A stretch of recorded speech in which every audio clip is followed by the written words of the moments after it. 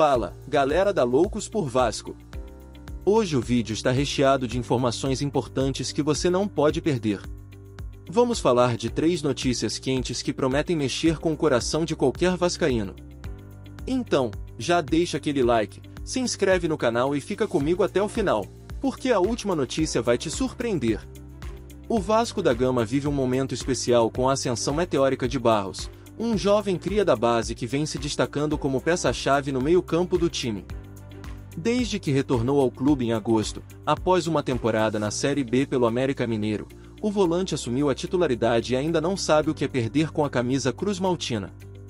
Em 5 jogos como titular, Barros acumula 4 empates e 1 vitória, mostrando maturidade e desempenho consistente, qualidades que chamaram a atenção de Fernando Diniz e conquistaram a confiança da torcida. A trajetória de Barros até aqui é marcada por superação. Revelado nas categorias de base do Vasco, ele estreou no profissional em 2023, mas perdeu espaço com a chegada de Ramon Dias.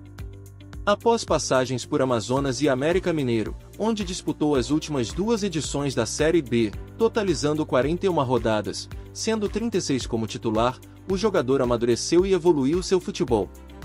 Essa experiência foi essencial para que ele retornasse ao Gigante da Colina mais preparado e pronto para enfrentar os desafios do Campeonato Brasileiro.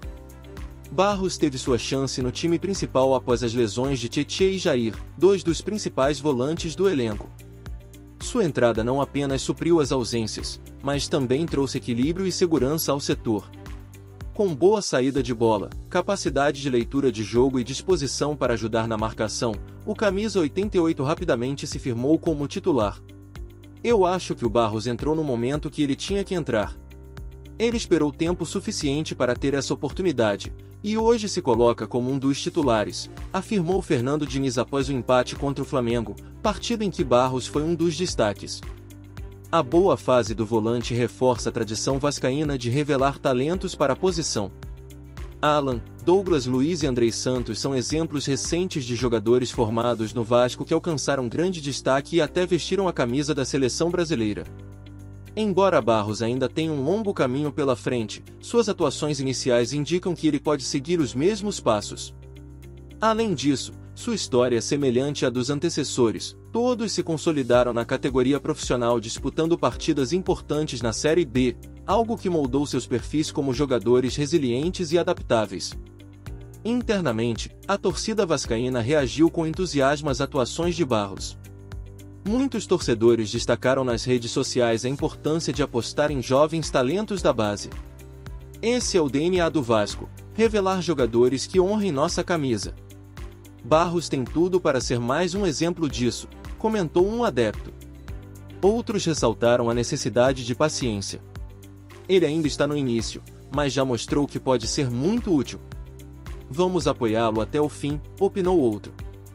Para especialistas, a presença de Barros no elenco representa uma ótima dor de cabeça para Fernando Diniz.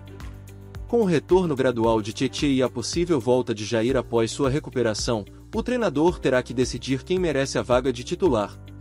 Essa competição interna só fortalece o Vasco. Ter opções de qualidade no meio-campo é essencial para qualquer time que busca resultados positivos, afirmou um comentarista esportivo em análise recente. Por fim, Barros simboliza a esperança de renovação no Vasco. Sua ascensão mostra que o clube ainda possui um celeiro de talentos capaz de fornecer soluções para momentos críticos. Agora, o desafio está em manter a regularidade e continuar crescendo dentro do time principal. E agora que você já sabe sobre a impressionante trajetória de Barros no Vasco, prepare-se para uma notícia preocupante. Nuno sofreu uma lesão e pode aumentar a lista de desfalques para o jogo contra o Bahia. Quem serão os outros jogadores que podem ficar de fora? Continue lendo para descobrir. O Vasco da Gama enfrenta um momento crítico em sua preparação para o confronto contra o Bahia, marcado para esta quarta-feira, 24, às 19h30, em São Januário. Além das ausências já confirmadas de jogadores importantes como Jair e Tietê, o técnico Fernando Diniz agora aguarda uma definição sobre Nuno, que sofreu uma entorse no tornozelo durante o clássico contra o Flamengo. O lateral esquerdo foi substituído ainda no intervalo do jogo e sua presença no duelo contra o Bahia é incerta, aumentando a preocupação com os desfalques para um confronto crucial na luta contra o rebaixamento. A lesão de Nuno ocorreu em um lance aparentemente simples, mas que acabou tendo consequências mais graves do que o esperado. Após sentir o desconforto, o jogador imediatamente pediu para ser substituído, e exames realizados pelo departamento médico do Vasco confirmaram a entorse no tornozelo.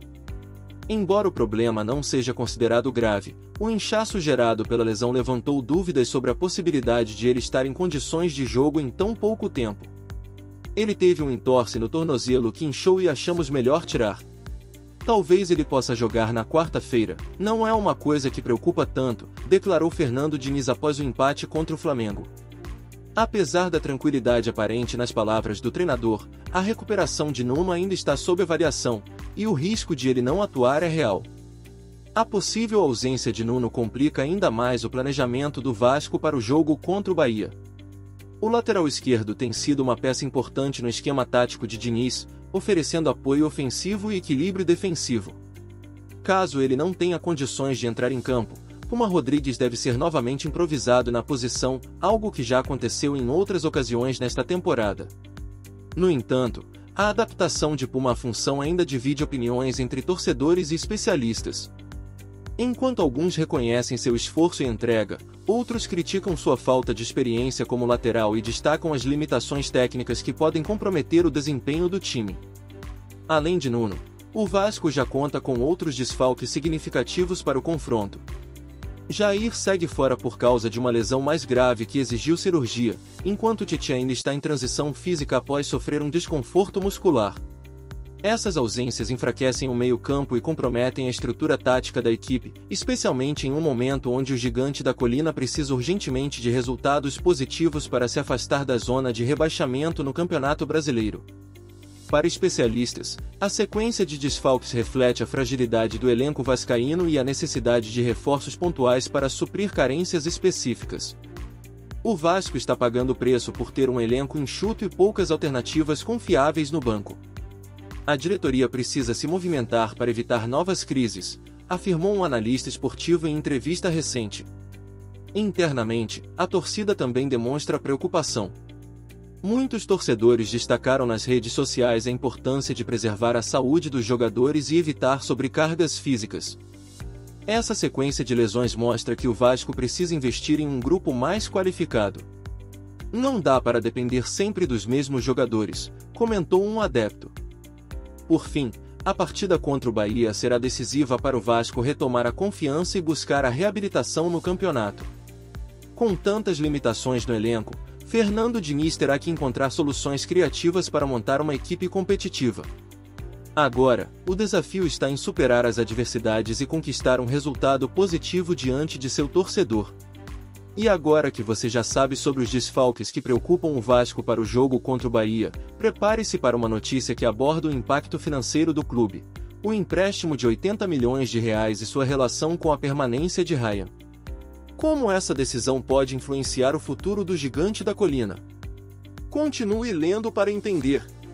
O Vasco da Gama está prestes a dar um passo importante para reorganizar suas finanças, mas essa decisão tem impactos diretos no planejamento esportivo do clube. A diretoria cruzmaltina solicitou autorização judicial para contratar um empréstimo de até 80 milhões de reais na modalidade DIP, debitor in possession, recurso que será utilizado exclusivamente para cobrir despesas correntes durante o processo de recuperação judicial. Essa manobra estratégica, explicada pelo vice-presidente jurídico Felipe Carregal, busca equilibrar as contas do clube sem abrir mão de ativos importantes, como o jovem atacante Ryan, destaque da equipe nesta temporada. Segundo Carregal, o fluxo de caixa do Vasco foi profundamente comprometido pelas dívidas assumidas de forma irresponsável pela 777 Partners, antiga parceira da SAF, Sociedade Anônima do Futebol. Muitas dessas dívidas têm vencimento imediato, pressionando o clube a buscar soluções emergenciais para manter suas operações funcionando. O empréstimo de 80 milhões de reais, já previsto nos planos entregues à Justiça no início do ano, surge como uma alternativa para garantir a sobrevivência financeira de curto prazo sem sacrificar jogadores fundamentais para o projeto esportivo. A venda de jovens talentos do clube para pagar dívidas foi prática comum no passado. A atual diretoria, ao contrário, fez um esforço para manter o jogador Ryan, peça importante do elenco e ativo estratégico de longo prazo, afirmou Carregal. A permanência de Ryan no Vasco é vista como essencial para o planejamento do técnico Fernando Diniz, que enxerga no atacante uma das peças-chave para o futuro do time. Desde sua chegada ao comando técnico, Diniz transformou Ryan em protagonista do ataque vascaíno, com o jogador respondendo com gols e assistências decisivas. Além disso, sua valorização no mercado internacional pode representar uma oportunidade futura para o clube capitalizar sobre o investimento feito em sua contratação. Por isso, a diretoria decidiu priorizar o empréstimo em vez de negociá-lo neste momento crítico. A operação proposta utiliza como garantia 20% das ações ordinárias da SAF, equivalentes ao capital social atualmente de propriedade do CRVG. Essas ações fazem parte do ativo não circulante do clube e só podem ser utilizadas mediante aval judicial. Segundo Carregal, essa escolha foi estratégica para preservar outras fontes de receita, como cotas de televisão, patrocínios e vendas futuras de atletas. Em operações como essa, em que a devedora está em recuperação judicial, o valor da garantia oferecida sempre supera o montante financiado, considerando o valor do empréstimo acrescido dos juros fixados e da devida correção, explicou o VP Jurídico. O financiamento prevê carência de 12 meses e quitação em até 3 anos, com juros fixos de 7% ao ano, além da correção pelo CDI. Apesar de ser uma solução viável para o curto prazo, o Ministério Público se manifestou contra a autorização do empréstimo, argumentando que os termos definitivos do contrato ainda são desconhecidos. Agora, a decisão está nas mãos da Justiça, que deve avaliar se a operação é segura e benéfica para o clube. Além disso, a disputa pelas ações da SAF segue sendo um ponto nebuloso no processo de reestruturação. Atualmente, 31% da SAF pertence a 777 partners, 30% ao CRVG e os outros 39% estão sob arbitragem na FGV. Dos 30% do Vasco, 10% foram penhorados em uma ação judicial movida pela Andrade Figueira Advogados, que cobra uma dívida de honorários de aproximadamente 3,5 milhões de reais. Os 20% restantes foram colocados como garantia para o empréstimo, mas seguem em posse do clube enquanto a transação não for concluída.